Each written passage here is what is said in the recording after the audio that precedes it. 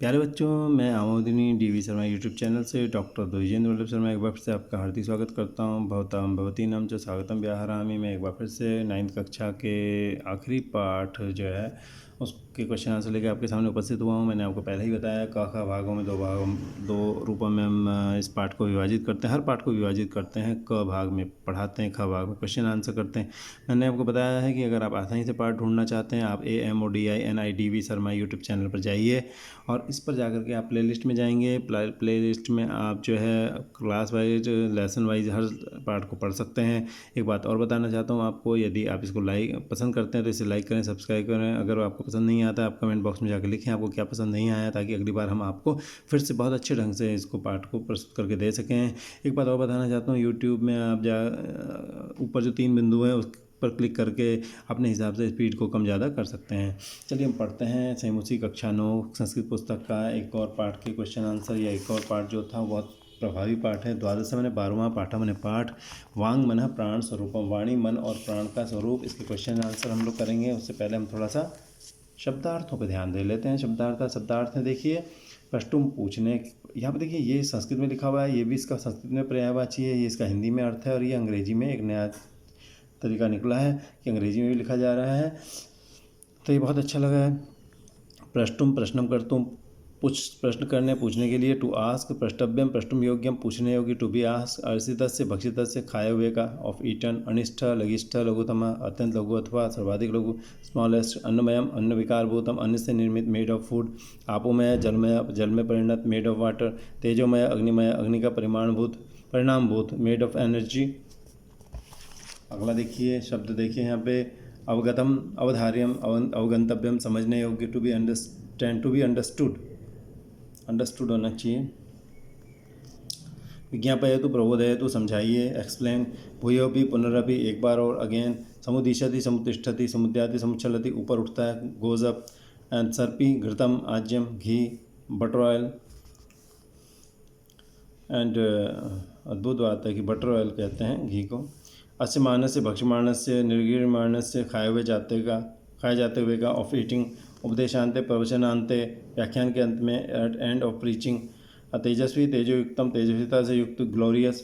नव अधितम अवयव पठितम, इन दोनों हम दोनों द्वारा पढ़ा हुआ, learn by both of us. अब देखिए एक पदेन उत्तरम लिखा था, एक पद में उत्तर को लिखिए, अभ्यास है।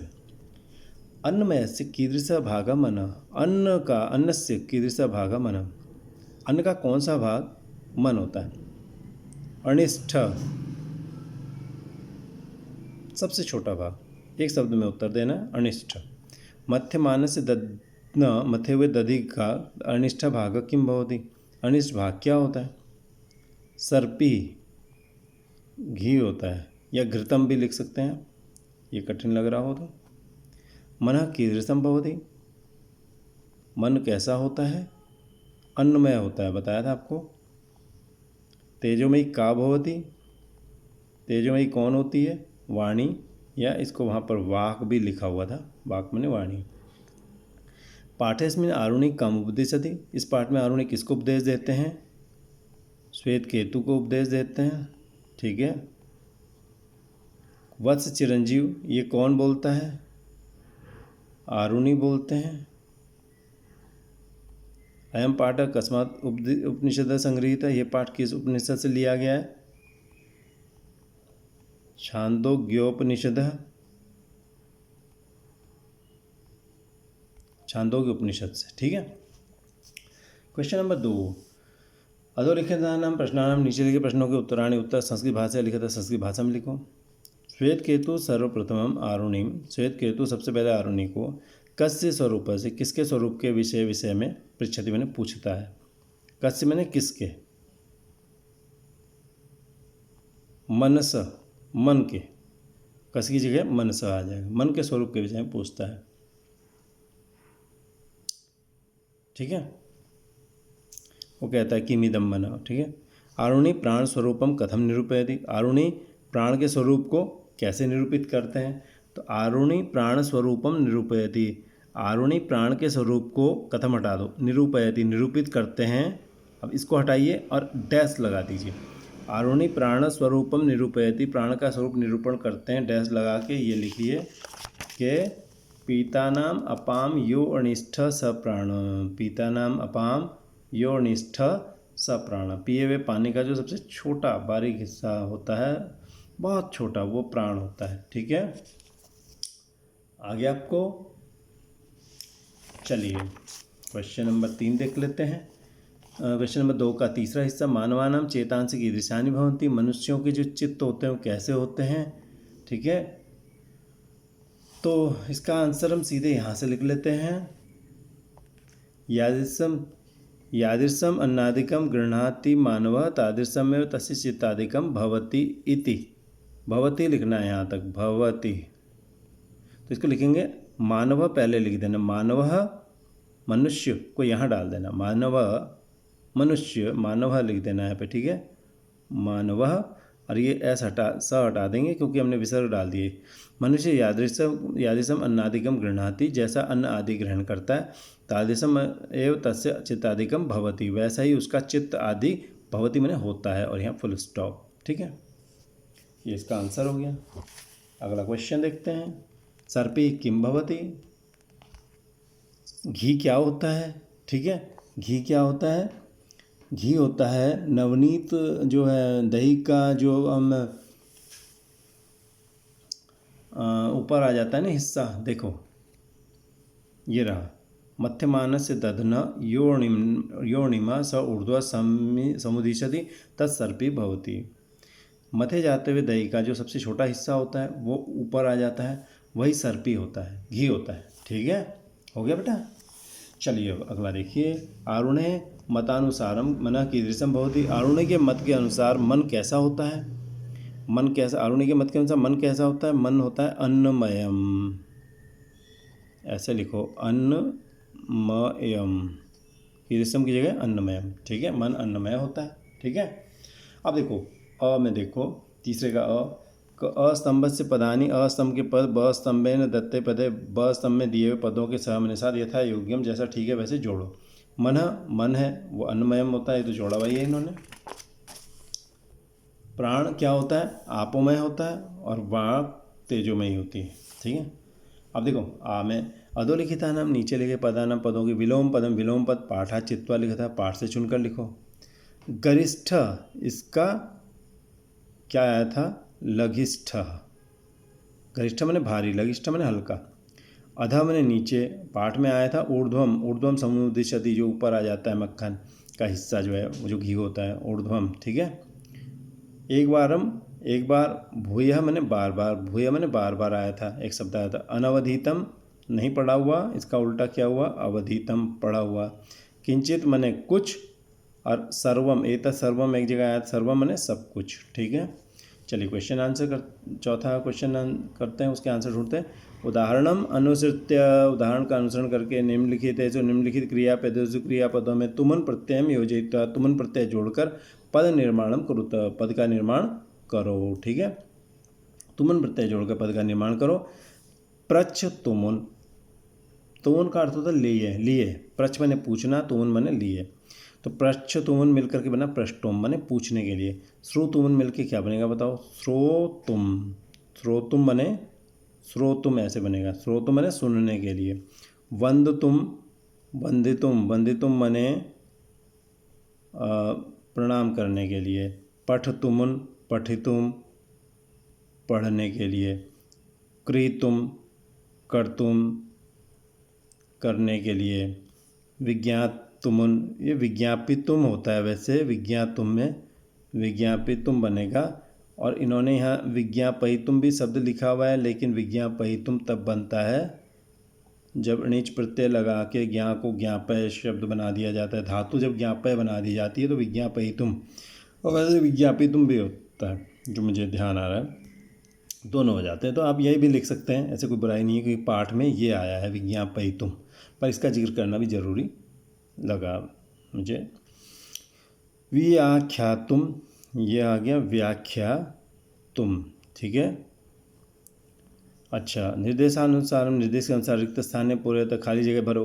हम किंचित प्रश्नों में कुछ पूछना, इच्छ धातु का लट्लकार में बनेगा, मैं कुछ पूछना, तो यह बनेगा हम किंचित प्रश्नों इच्छामि, मैं कुछ पूछना चाहता हूँ। मन अन्नमय, मन अन्नमय, भू का लट लकार में भवति, मन अन्नमय होता है। सावधानम, सावधान होकर लोट लकार आएगा, शृणु, सुनो, लोट लकार मध्यम पुरुष एक वचन। तेजस्वी नौ अधीतम अस्तु, अस का लोट लकार, अस्तु मने हो, हमारा पढ़ा हुआ तेजस्वी हो। श्वेत केतु आरुणि शिष्य, आरुणि का शिष्य, अस का लंग लकार भूतकाल में, आसीत मने था, श्वेत केतु आरुणि का शिष्य था। सॉरी, ये थोड़ा पीछे वो रह गया था, डिस्प्ले में नहीं आया। मैं कुछ पूछना इच्छामी चाहता हूँ, अमन अन्नमयम भवती, भू का लट लकार में, सावधानम शृणु, सावधान से सुनो, शुरू का लोट लकार बनाए यहाँ पे। तेजस्वी नव अधितम अस्तु, हमारा पढ़ा हुआ तेजस्वी हो, अस्त का लोट लकार बनाए। श्वेत केतु अरुण का शिष्य, आसित मैंने था, अस का लंग लकार में ये रूप बना है। ठीक है, और में देखिए उदाहरणम अनुसृत्य, इनको अ में इसको रखना चाहिए था, ऊपर वाले को ब में इसको रखना चाहिए था। चलो कोई बात नहीं, पर ऐसा होता रहता है, चलती हैं चीज़ें। उदाहरणम अनुसृत्य, उदाहरण का अनुसरण करके वाक्यानि रचय, तो वाक्यों रचो। अहम स्वदेशम सेवितुम इच्छामि, मैं अपने देश का सेवन करना चाहता हूँ। स्वदेशम, अपने देश का सेवन करना चाहता हूँ, अपने देश की सेवा करना चाहता हूँ, मतलब ये है इसका। तो अहम, मैं पुत्रम, पुत्र को उपदिशा में उपदेश देता हूँ, एक नया वाक्य बनाना है हमने। प्रणमामि, मैं गुरु को प्रणाम करता हूँ। अहम गुरुम, गुरु को प्रणाम करता हूँ। आज्ञापयामि, अहम पुत्री, मैं पुत्री को आज्ञा देता हूँ। पृच्छामि, पूछता हूँ। अहम, मैं माँ को पूछता हूँ। अच्छा, अवगच्छामि, जानता हूँ। अहम विनोदम, मैं विनोद को जानता हूँ। अब अगर ये भी जोड़े हम, अहम स्वदेशम, यहाँ दो दो हैं, तो अहम पुत्रम उपदिशामि, तो मैं पुत्र को उसके जीवन के लिए उपदेश देता हूँ, जीवना है, ठीक है, जीवन के लिए। पर ये ज़्यादा हो जाएगा अगर हम इस तरह से लिखेंगे, इस तरह से भी हम इनको लिख सकते हैं। ठीक है, ठीक है, इस तरह से इसको छोड़ ही दीजिए। ठीक है, और अगर हमें एक और क्रिया लगानी पड़ेगी अगर जो है, तो अगर कोई कहे सेवितुम की तरह ही हमको एक क्रिया लगानी है, तो हम क्या करेंगे, तो अहम पुत्रम, यहाँ पर हम लिख सकते हैं शिक्षयितुम, उसको शिक्षा देने के लिए उपदेशामि। ठीक है, शिक्षयितुम उपदेशामि, मैं उसको शिक्षा देने के लिए उपदेश दे रहा हूँ। अहम गुरुम, मैं गुरु को जो है, मैं गुरु की सेवा करने के लिए उसको प्रणाम करता हूँ। सेवितुम, ठीक है, प्रणमामि। अहम पुत्रीम, मैं पुत्री को आज्ञा देता हूँ। तो यहाँ हम क्या डाल सकते हैं बीच में, एक और शब्द, अहम पुत्रीम आज्ञापयामि, मैं पुत्री को आज्ञा देता हूँ। अहम पुत्रीम पठितुम, पढ़ने के लिए आज्ञा देता हूँ कि वो पढ़े। ठीक है, मैं माँ को पूछता हूँ, कहीं बाहर जाने के लिए मैं पूछता हूँ कि मुझे जाना है। गंतुम पृच्छामि, जाने के लिए पूछता हूँ। अहम विनोदम, ठीक है, मैं विनोद को जो है पाठयितुम, पढ़ाने के लिए जानता हूँ कि मैं उसको पढ़ा सकता हूँ, इस बारे में मैं जानता हूँ। पाठयितुम अवगच्छामि, पढ़ाने के लिए जानता हूँ कि मैं जानता हूँ कि मैं इसको पढ़ा सकता हूँ, ये बच्चा ऐसा है जिसको पढ़ा पाऊँगा। ठीक है, तो ये हमने एक तरह से इसको करने की कोशिश की। अब संधिम कुरुता, संधि करो। असितस्य अन्नस्य, मिल के आ हो गया, असितस्य अन्नस्य, असितस्य अन्नस्य, असितस्यान्नस्य, और इति अपि अवधार्यम, ये आया था, यण संधि हो गई थी दोनों जगह, इत्यप्यवधार्यम, धार्यम। ठीक है, का इयम का क्या बन गया है, केयम। ठीक है, गुण संधि हो गई। नव अधितम, नावधितम, औ को आओ हो गया, इसे क्या कहते हैं, अयादि संधि कहते हैं। भवती इति, भवती ती, भवती इति, इसको ई मिलके दी बड़ी हो गई है, संधि हो गई है, दीर्घ संधि। ठीक है, अ आ, ई का य, ई का य, आ ई ए, आ, अब ई ई, तो ये संधियाँ हो गई हैं। ठीक है, आ में देखो, स्थूल प्रधानी अधिकृत, नीचे लिखे पदों का लेकर के प्रश्न निर्माण करो। प्रश्न, मध्य माने से दधना, मथे जाते हुए दैहिक का, अणिमा सबसे छोटा हिस्सा ऊर्ध्वम समुद्री से ऊपर आ जाता है। मध्य मानस्य, मथे हुए जाते का। कस्य, किसका। भवता, आपके द्वारा घी की उत्पत्ति का रहस्य समझाया गया। भवता, आपके द्वारा। केन, किसके द्वारा, प्रश्न बना रहे हैं हम। आरुणि उपगम्य श्वेतकेतु अभिवादयति। आरुणि के पास जाकर श्वेतकेतु प्रणाम करता है। क श्वेतकेतु की जगह कह। श्वेतकेतु वाग विषय पृच्छति। श्वेतकेतु वाणी के विषय में पूछता है। वाग विषय की जगह किम लिख दो, ठीक है, इनकी जगह ये लिखते जाएंगे। पाठस्य सारांशम, पाठ का सारांश पंचवाक्य लिखित, 5 वाक्यों में लिखो। पाठ का सारांश 5 वाक्यों में हमको लिखना है। 5 वाक्यों में कैसे लिख देंगे, ठीक है।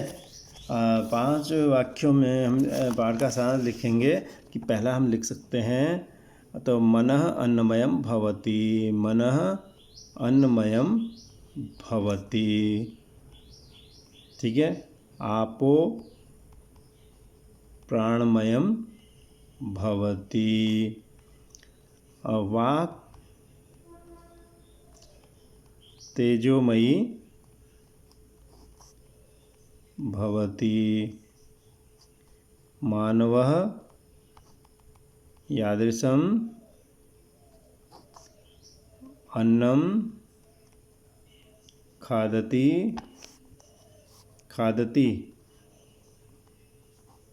तादृशं तस्य मनः भवति, ठीक है। 5वां वाक्य क्या लिखते हैं हम, ठीक है। 5वां वाक्य हम लिखेंगे एष उपदेशस्य सारः अस्ति, ये उपदेश का सार है, ठीक है। ये इस उपदेश का सार है। दूसरा, तीसरा, चौथा और ये 5वां, ठीक है। तो ये 5 हो गए। तो मुझे उम्मीद है आपको पढ़ाने का तरीका पसंद आया होगा। ये पाठ बहुत अच्छा लगा मुझे तो बहुत ज़्यादा अच्छा भाता है और ये जीवन में अपनाने लायक जो पाठ है। तो मुझे उम्मीद है आपको पसंद आया होगा। अगर पसंद आया तो आप लाइक सब्सक्राइब करें। अगर नहीं आया पसंद तो भी आप इसके कमेंट बॉक्स में जाकर ज़रूर लिखें कि आपको क्या कमी इसमें लगी और आप उसमें सुझाव दें ताकि हम आगे भविष्य में बेहतर ढंग से पाठों को प्रस्तुत कर सकें। ये आखिरी पाठ था और ये इस तरह हमने इस पुस्तक को समाप्त कर दिया है, आपको पढ़ाने की कोशिश की है। और अब इसी में आगे जो आपको YouTube में वीडियो मिलेंगे वो व्याकरण के मिलेंगे, जैसे दीर्घ संधि, यण संधि, समास वगैरह, उपसर्ग वगैरह, प्रत्यय वगैरह के बारे में आपको ज्ञान दिया जाएगा। मुझे उम्मीद है आप पढ़ते रहेंगे और हमें सुझाव भी देते रहेंगे। चलिए आपसे एक 9th कक्षा की पुस्तक को पढ़ाने के संदर्भ में आपसे विदा लेते हैं, ठीक है। फिर मिलेंगे, धन्यवाद।